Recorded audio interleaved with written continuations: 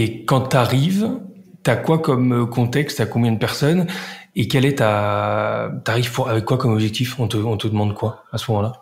Quand j'arrive, c'est une toute petite équipe, hein, donc c'est 7 personnes. Parce que quand je suis arrivé, on était 40. Et les premiers objectifs, c'est de construire l'équipe, la faire grandir, la structurer au fur et à mesure qu'elle grandit. Et puis sur la partie tech, c'est principalement le scale technique. La boîte, elle a 4 ans d'existence, elle commence à avoir beaucoup de clients et aussi elle commence à avoir beaucoup commence à avoir des problématiques de charge et de performance. Donc principalement au début sur la partie tech, c'est stabiliser la plateforme technique, fixer les fondations pour ensuite pouvoir construire de manière sereine dessus. Et toi, t'avais quoi comme techno à ce moment-là?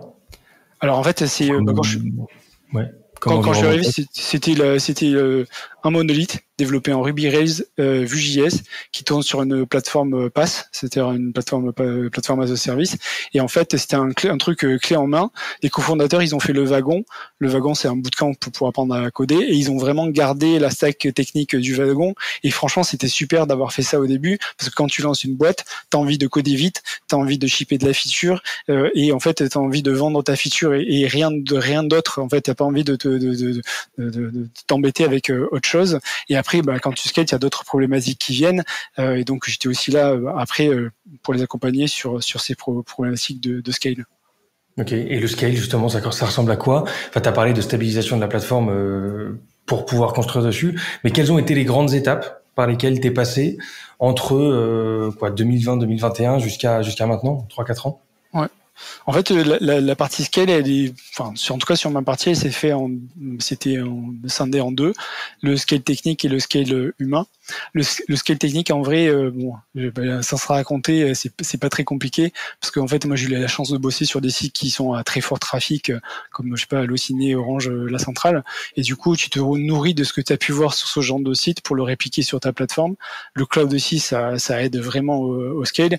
En plus, c'est un domaine qui me passionne.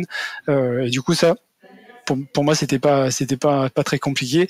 Par contre, ce qui est beaucoup plus challengeant, beaucoup plus compliqué, c'est le scale humain. On est passé de 7 personnes à 60 personnes à la tech en moins de 2 ans.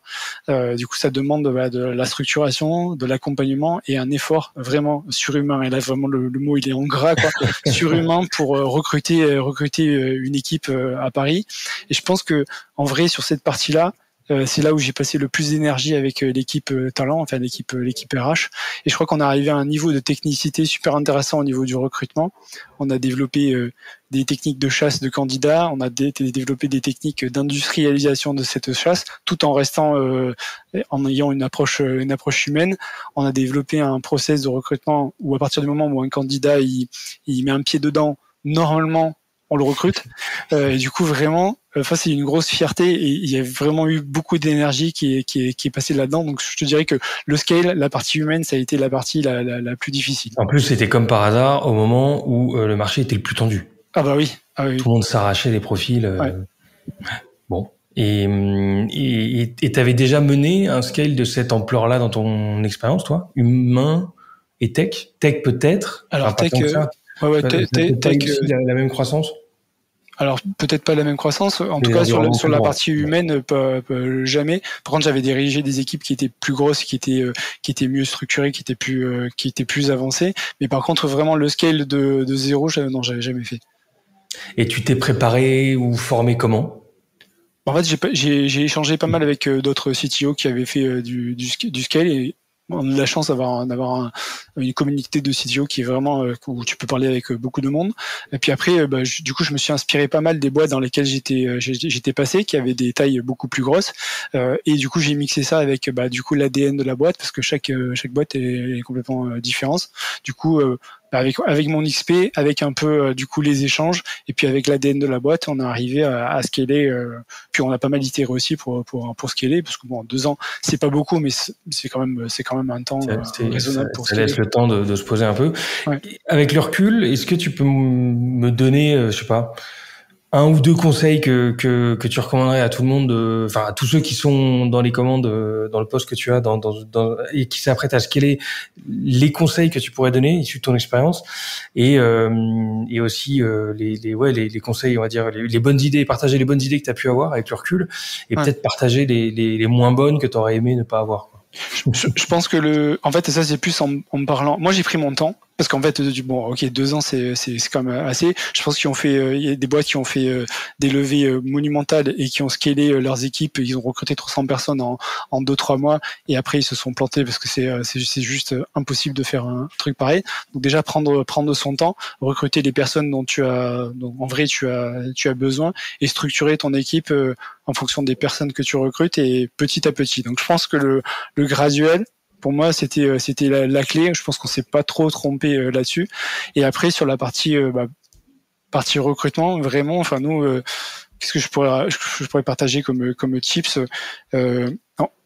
Bon, après, je peux te raconter ça. On a du coup on a un outil qui s'appelle Le Ver et sur lequel tu peux du coup envoyer des mails à la place. Ouais, c'est ça, un ATS qui permet d'envoyer des mails à la place des engineering managers. Et en fait, le fait que, ça soit pas un RH qui contacte les candidats, mais par contre le CTO ou alors un engineering manager ou alors un dev, du coup, il y a une proximité qui se fait.